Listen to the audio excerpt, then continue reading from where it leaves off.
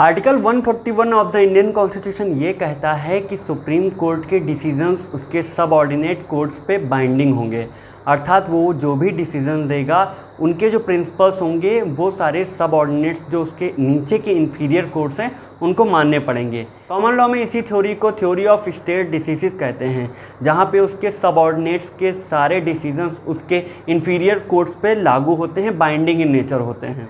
State diseases के roots जो हैं वो आप प्रेसिडेंट्स में देख सकते हैं, जहाँ पे प्रेसिडेंट्स का मतलब जज मेड लॉज होते हैं, यानी वो सारे लॉज जो कि एक जज एक डिसीजन के दौरान बनाता है। लास्ट वीडियो में हमने प्रेसिडेंट्स के दो बाइंडिंग एलिमेंट्स बताए थे, पहला था रेशियो डेसिडेंडी और दूसरा था ऑबिटर डिक्टा। आज हम इसी रेशियो डेसिडेंडी और ऑबिटर डिक्टा के बारे में डिटेल में बात करेंगे। तो आइए आरंभ से प्रारंभ करते हैं।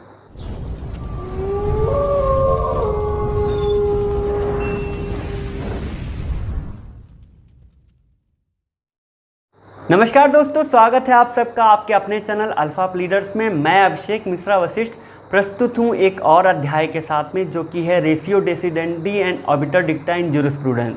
अगर जनरल टर्म में बात की जाए तो रेशियो डेसिडेंडी एक लैटिन टर्म है जिसका मतलब वो रूल्स होते हैं जो एक डिसीजन के दौरान फॉर्मुलेट किए जाते हैं।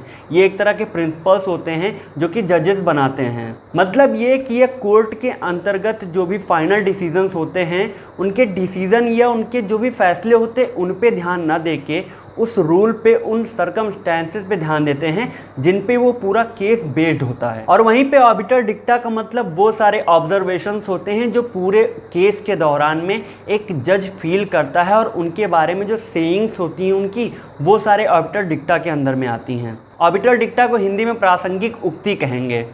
इसको सिंपल तरीके से इस तरह समझते हैं, मान लीजिए एक केस में दो एलिमेंट्स निकल के आए, पहला प्रिंसिपल और दूसरा ऑब्जर्वेशन।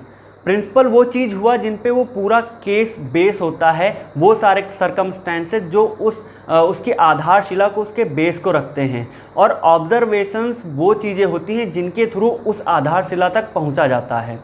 अब इसमें जो प्रिंसिपल्स होंगे वो बाइंडिंग इन नेचर होंगे, अर्थात ये सारे इंफीरियर और सबऑर्डिनेट्स जो अथॉरिटीज़ हैं उन पे बाइंडिंग होंगे, और ये जो दूसरे ऑब्जर्वेशंस हैं ये किसी सबऑर्डिनेट अथॉरिटी या इंफीरियर कोर्ट पे बाइंडिंग नहीं होंगे। हालांकि ये पार्टीज़ पे, जो भी उस केस की पार्टीज़ होंगी उन पे बाइंडिंग हो सकते हैं। भारत में इस रेशियो डेसिडेंसी के प्रिंसिपल को उतने स्ट्रिक्टली वे में नहीं अपनाया गया जैसे कि कॉमन लॉ में अपनाया जाता है। अब इस रेशियो डेसिडेंसी के बहुत सारे फ़ायदे होते हैं। सबसे पहली बात, ये जुडिशरी का टाइम बचाता है। दूसरी बात, ये कुछ नए प्रिंसिपल्स को फॉर्मुलेट करता है। और तीसरी बात, ये उन आदर्शों की इज्जत करना, रेस्पेक्ट करना सिखाता है जो कि एक बड़ी अथॉरिटी इस्टेब्लिश करके या फॉर्मुलेट करके जाती है। In Arun Kumar versus state of Madhya Pradesh में सुप्रीम कोर्ट ने ये कहा था कि ऑबिटर डिक्टा महज एक ऑब्जर्वेशन मात्र हैं और इन्हें रिलेवेंट फैक्टर मानते हुए इसे एक पार्ट ऑफ जजमेंट नहीं माना जाएगा, इसलिए ये रेशियो डेसिडेंसी से